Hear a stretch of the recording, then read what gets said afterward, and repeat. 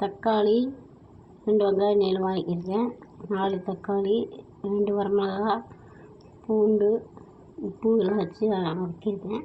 அரைச்சிட்டு காமிக்கிறேன். கடுகு வெடிக்குது, உளுத்தம்பருப்பு போடுறேன், சவக்கட்டம்,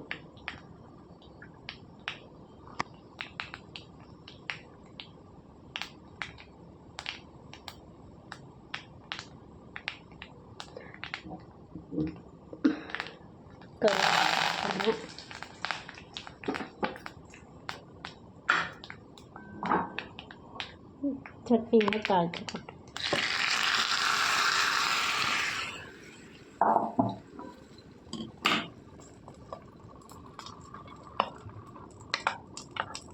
தக்காளி சட்னி ரெடி.